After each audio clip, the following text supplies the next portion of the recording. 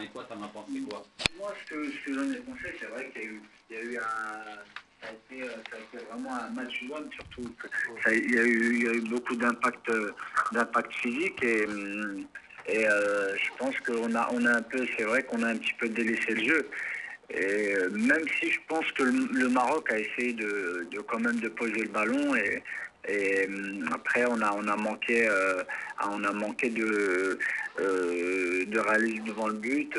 Voilà, mais après c'est vrai que on s'attendait quand même à un match beaucoup plus technique de la part des deux équipes. Mais bon, après voilà. Youssef, tu as connu Zaki, Le Maire, maintenant Guéret. Quelles sont les différences que tu pourrais nous décrire entre ces trois Sans oublier techniciens? entre-temps Fatah Jamal et Mohamed Fakhir, hein, enfin, il en a Aussi, beaucoup de Ouais, sélectionneurs. Hein. exact. ouais, c'est vrai que c'est vrai que des sélections, j'en ai eu énormément. Après, c'est vrai que chacun a sa personnalité, chacun a son style. Eric Guéret, bah, il a ramené un peu son style un peu européen, son professionnalisme. C'est quelqu'un de vraiment cool et très très rigoureux à la fois. Et il est vraiment proche des joueurs. Après les autres entraîneurs aussi ont leur qualité. Mais que les comparer, je pourrais pas. Peut-être Nasser, tu envie de poser une question par rapport à Oui, ce match? j'en ai plusieurs, mais. Moi, j'en ai. Alors, Adji, moi je vais. Que penses-tu déjà du réveil du Maroc, déjà, pour moi, parce que ça devient une révélation.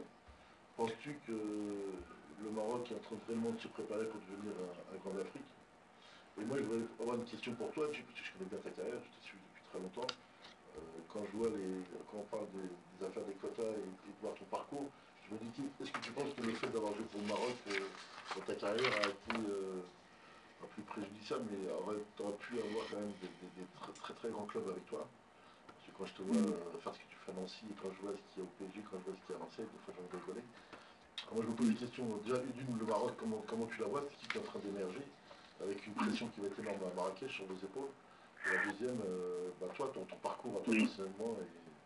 Ben, écoutez, déjà pour l'équipe du Maroc, c'est vrai que depuis un petit moment, la fédération et je pense que même le roi en fait énormément d'efforts pour aider cette équipe. Et c'est vrai qu'il y a une nouvelle génération qui arrive on a énormément de talents, énormément de jeunes.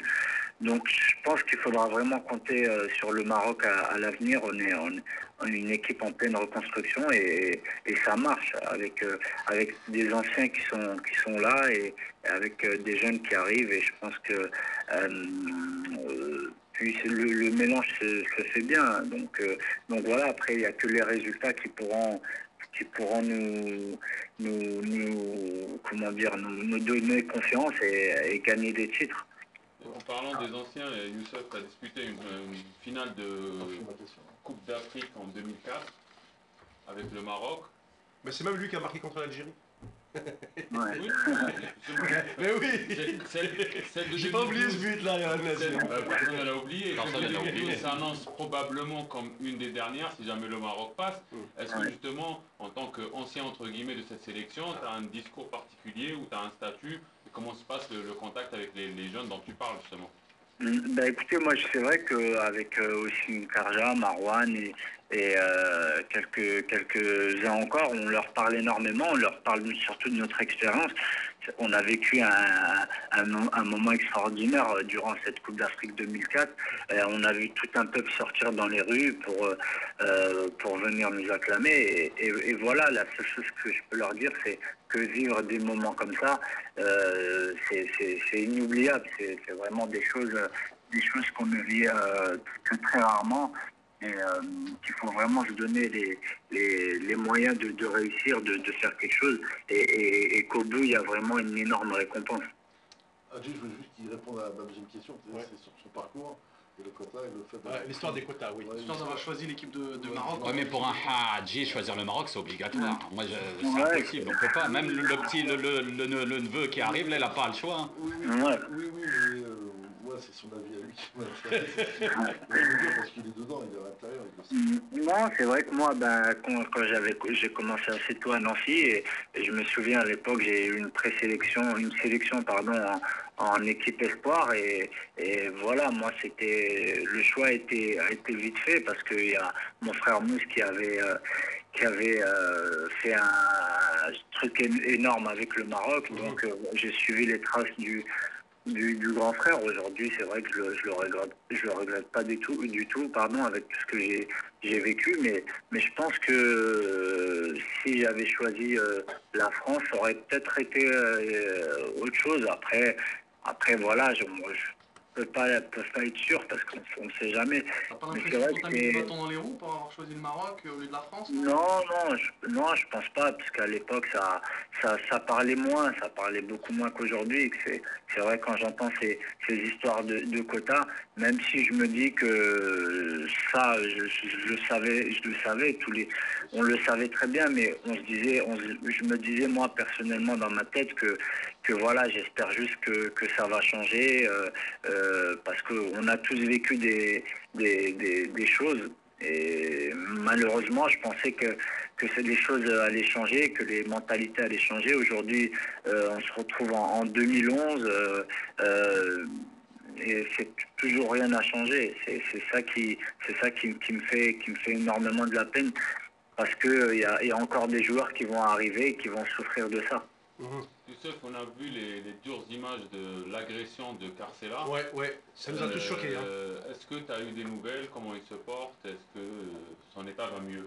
Bah, je l'ai vu avant-hier et bah, j'ai pu parler avec lui. C'est vrai que son téléphone était éteint. Je l'ai eu par l'intermédiaire de son cousin et c'est vrai qu'il m'a rassuré. On a parlé et il m'a dit que c'est vrai qu'il a vécu un moment difficile, même s'il se rappelle plus de l'action et qu'aujourd'hui ça va mieux. Il devait se faire opérer hier, je crois, et voilà, il va venir nous rendre visite. Mais en tout cas, Il c'est sera vrai pas, qu'il il fera pas partie du 23, c'est ça? non, il m'a dit je pense qu'il avait encore un mois derrière, D'accord. donc il va venir nous rendre visite. Il Pour nous va soutenir. assister au match ou t'as pas d'un... Oui, ouais, lui, il m'a dit qu'il allait venir pour nous soutenir et c'est vrai qu'on aura besoin de tout le monde et c'est vrai que sa présence nous fera énormément plaisir et nous fera du bien. Et lui, si tu as la composition d'équipe, tu peux nous la donner en même temps. On est pas retour. Il joue pas, il est dans les 23. Ouais, voilà. Déjà, on va Moi, se Farid, mettre allez. Ouais, moi je voudrais juste demander à Sef ce qu'il pense du choix de Marrakech. T'aurais préféré Casa ou Marrakech? Ben écoutez, moi j'ai joué à Marrakech et c'est vrai que ce stade m'a vraiment plu, une super pelouse. Et voilà, c'est vrai qu'à Casablanca aussi, ça aurait été pas mal, mais je pense que les supporters de Casa vont descendre à Marrakech et ça promet vraiment une superbe ambiance. Mais ça me dérange vraiment pas de jouer à Marrakech, au contraire. Farid? Ouais, Youssef, bah, moi une dernière question sur évidemment les Fennecs. Les Algériens, est-ce qu'il y a un joueur algérien que tu sortirais du lot à tes yeux, comme ça, un joueur qui t'inspirerait de la Ben, moi, c'est Boudebouz. C'est un joueur que je suis depuis un petit moment. Je joue contre lui, je le connais d'ailleurs. Et je pense que quand on voit ce qu'il fait en club, aujourd'hui, ben, il est récompensé, lui et son club. Ils font l'Europe. Et c'est un joueur vraiment très talentueux et qu'il faudra suivre de très près pardon, dans les années à venir. Youssef, pour la suite de ta carrière, tu fais partie des tauliers de cette équipe du Maroc. Tu sais que le Maroc va accueillir la Coupe d'Afrique en 2015. Tu te vois capitaine de l'équipe nationale à la maison pour cette CAN? Pourquoi pas, hein, pourquoi pas, on verra, tout va dépendre. Moi, je vais donner le maximum et le jour où je vois que Il y a plus de jus, quoi, c'est ça? voilà, qu'il n'y a plus de jus et que je suis plus un handicap pour l'équipe que le contraire. Donc voilà, C'est fort quand même de faire ça à la maison, quoi. Je rappelle quand même à Youssef le calendrier, parce qu'il faut lui expliquer ce qui va se passer. C'est que là, on a les éliminatoires de la CAN 2012. Il y a encore 3 matchs pour finir. En cas de qualification, il faudra disputer cette CAN. Et juste derrière, démarrer les éliminatoires de la Coupe du Monde 2014. Donc il y a déjà 2 journées au mois de juin 2012, Youssef. Donc plus d'autres matchs en 2013, qui aboutirait donc au total à 6 matchs de Coupe du Monde, plus la CAN 2013, éventuellement la Coupe du Monde 2014 et la Coupe d'Afrique des Nations 2015 au Maroc. Ça fait, on va dire, on va avoir 3 années extrêmement chargées pour les organismes des joueurs. Oui, mais comme je dis aujourd'hui, moi personnellement, je me sens bien, j'ai les jambes, j'ai que 31 ans. Donc voilà, aujourd'hui, alhamdoulilah, ça va. Et en plus, pour cette équipe, on a, comme je le répète encore, il y a énormément de joueurs et je pense que l'équipe nationale pourra assumer tout ce calendrier. Alors, allez-y, 2 questions avant de finir parce que je suis aussi limité par là. J'ai une question plus technique sur le match Algérie-Maroc. Tu ne penses pas que le Maroc aujourd'hui a un produit du jeu qui me semble plus suicidaire qu'autre chose, quand ça change? Je réponds à ma question. C'est qu'on sait qu'aujourd'hui, en Afrique, pour vraiment exister, il faut que sur le plan défensif, tu es une armada très très costaud. C'est pour ça que l'Algérie a existé et du moins elle a réussi à faire ses résultats. Et quand j'ai vu l'équipe du Maroc match aller, j'ai trouvé quand même une équipe qui a eu un jeu très très ouvert, même si sur le plan offensif c'est du très très haut niveau, en plus sans que ce soit là. Tu ne penses pas que quand même pour faire des résultats, tu disais tout à l'heure que pour exister à l'équipe nationale, il faut faire des résultats. Tu ne penses pas que même sur le match proprement dit, où l'Algérie va arriver quand même défensivement très très costaud, que ça risque d'être une de vos lacunes, ou du moins c'est peut-être l'apprentissage que vous devez faire comme nous on l'a fait pendant les 4-5 ans avant qu'on devienne une équipe assez redoutable sur le continent africain? En fait, comme j'ai pu le dire avant, on est une équipe en pleine reconstruction et voilà, ces derniers temps, c'est vrai qu'on privilégie le jeu et donc voilà, ça nous a réussi pour l'instant et c'est vrai que défensivement, faut être vraiment solide pour pouvoir espérer quelque chose en Afrique.